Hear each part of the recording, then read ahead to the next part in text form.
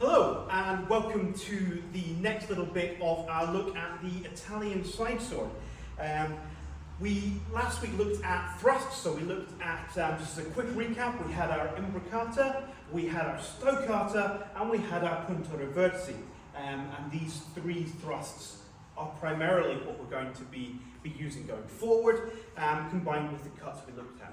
So what I wanted to do was kind of pull together everything we've done. So we're going to look at those cuts, we're going to look at those thrusts, and we're going to look at the defences we talked about a few weeks ago, where I said there are 4 basic defences and we looked at 3 of them. Well, tonight we're going to look at the other one. So that is the 4th one, which is actually a counter thrust. So until I'd gone through thrusts, it didn't really make a huge amount of sense to explain this. So what we're going to be looking at today is 2 new positions in terms of guards. So we've looked at Coda Lunga, we've looked at Porta di Ferro, we've looked at Guarda d'Alacorno, and we've looked at Guarda di Testa. Today we need to add to this a high line on the offside shoulder, straight forward, which is a Guarda di Faccia, and a high line at the shoulder level on my sword side, which is a Guarda d'Entry.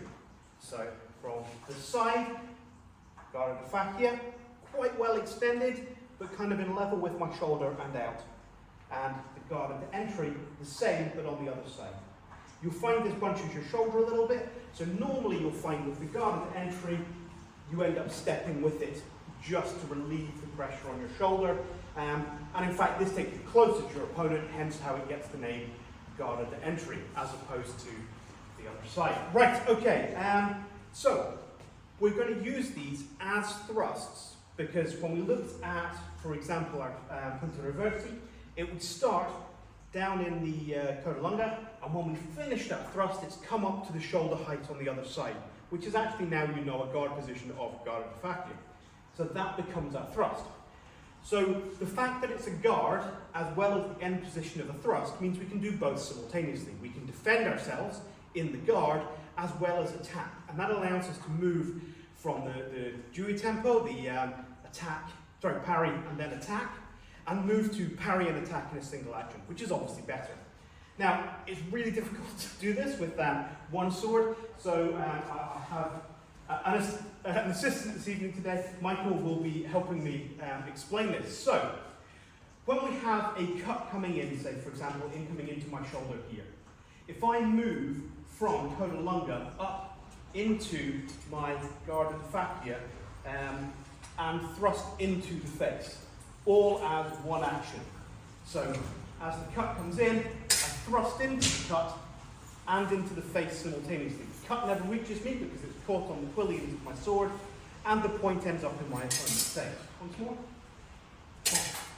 And that can work against anything coming in on that high line, so it would work against a tondo, for example. I've just got to be careful as long as I get it high enough, but would also work against, for example, a stoccata coming in against me. I can counter thrust into that and land my hit at the same time. So that's the Guarda di Faccia. We'll switch to the other side just for ease of showing that this will be Guarda d'Entry coming this time, so if we both start with Porta di Ferro, and this time the cut's coming into my shoulder here. The parry is going to be across here with the thrust into the face. So you can see I'm also in close if I wanted to do anything to that hand. So, straight in there, no hesitation.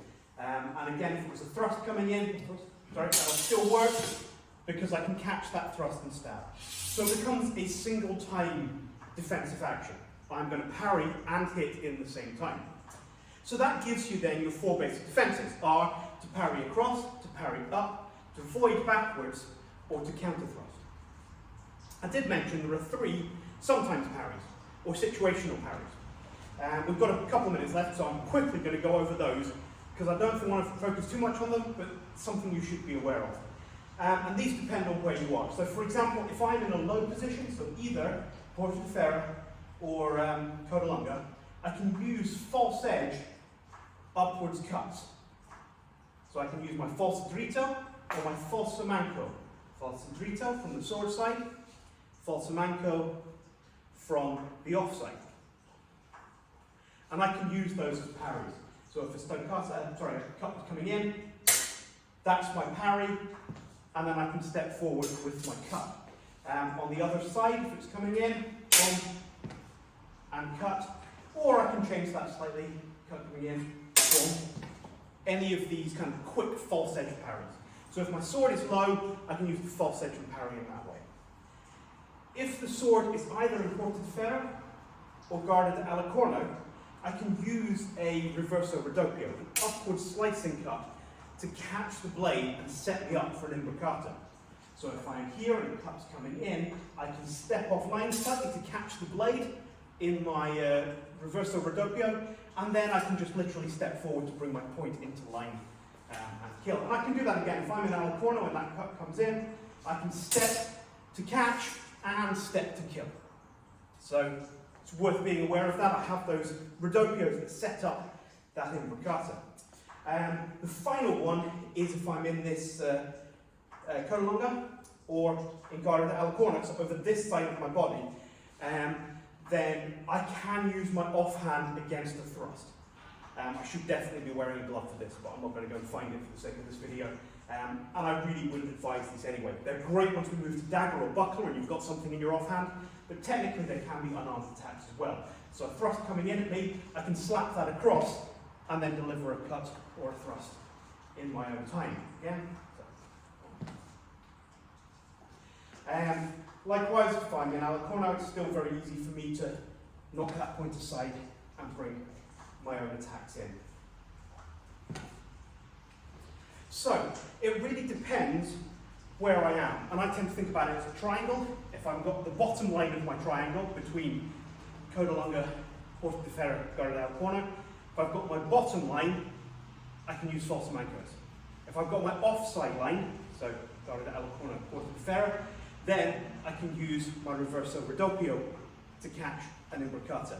If I'm on my onside line, so coda lunga or guarda alla corno, then I can use that offhand to knock across and attack into the gap that's created. So those are the three sometimes parries. So that means we've now covered all of the defences and all of the attacks. So next week we're going to move to actually start looking a bit more at tactics and how you actually get in an opponent safely without getting stabbed in the process. So have a good week and I will catch up with you later.